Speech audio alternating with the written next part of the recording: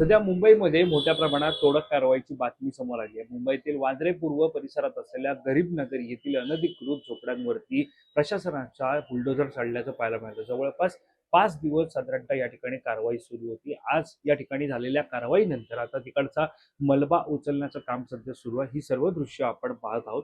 एकंदरीत साधारणतः पाहायला गेलं तर न्यायालयाच्या आदेशानंतर वांद्रे पूर्व परिसरात रेल्वे रुळालगत असलेल्या या गरीब नगर वस्तीमध्ये जवळपास 500हून अधिक झोपड्या होत्या। त्यातील 100 झोपड्यांचं सध्या त्या अधिकृत असून त्याचं जे ऑडिट झालेलं आहे आणि त्या 100 झोपड्या न पाडता उर्वरित ज्या अनधिकृत ज्या झोपड्या आहेत त्या पाडण्याचा आदेश न्यायालयाचा होता आणि त्यानुसार पाडकाम जे ते सुरू झालं। या पाडकामापूर्वी तेथील असलेल्या रहिवाशांना माहिती सुद्धा देण्यात आली होती। मात्र त्यानंतरही सुद्धा अनेक रहिवासी ह्या त्या भागात असल्याचं पाहायला मिळालं आणि ते आपण या लाईव्हच्या माध्यमातून सुद्धा पाहिलं होतं। मात्र साधारणतः सद्यस्थितीत जर आपण पाहायला गेलं तर तिथे पूर्णपणे आता तोडक कारवाई ही पूर्ण झालेली आहे।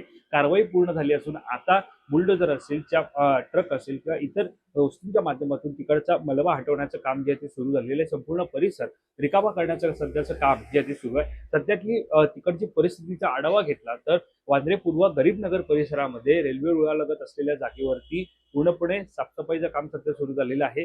या सगळ्यामध्ये 2 दिवसांपूर्वी पोलिसांवरती काही दगडफेक असेल, त्यानंतर बाटल्या असल्या अशा घटना सुद्धा घडल्याचं आपल्याला पाहायला मिळत होतं आणि त्यावरती पोलिसांनी सौम्य लाठीचार्ज सुद्धा केला होता आणि त्यानंतर अनेकांना ताब्यात सुद्धा घेतलं होतं। मात्र या घटनेनंतर तिथे मोठ्या प्रमाणात पोलिसांच्या छावणीचं स्वरूप आल्याचं पाहायला मिळतंय। पोलिसांचा मोठा फौजफाटा तैनात आहे। त्या गरीब नगरच्या चौबाजूला पोलिसांचा फौजफाटा तैनात करण्यात आलेला आहे।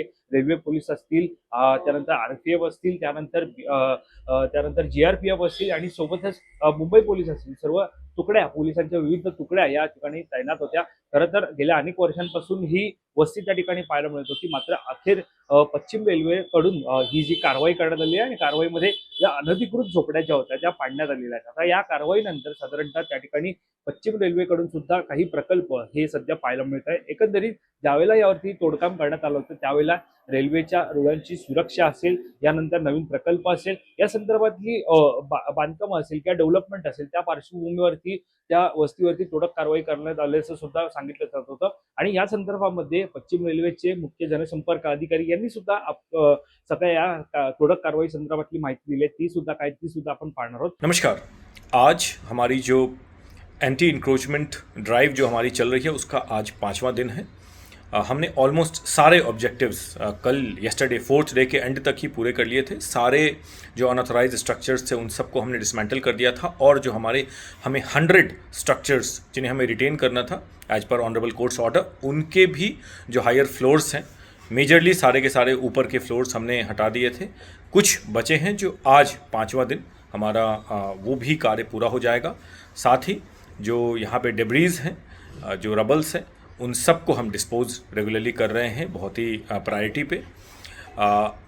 वो कार्य चलता रहेगा। फेंसिंग बैरिकेडिंग का कार्य भी शुरू हो चुका है। इस मौके पे हम जितने भी हमारे स्टेक होल्डर्स हैं जिन्होंने पूरा सपोर्ट किया है उन सबको बहुत बहुत धन्यवाद व्यक्त करना चाहते हैं।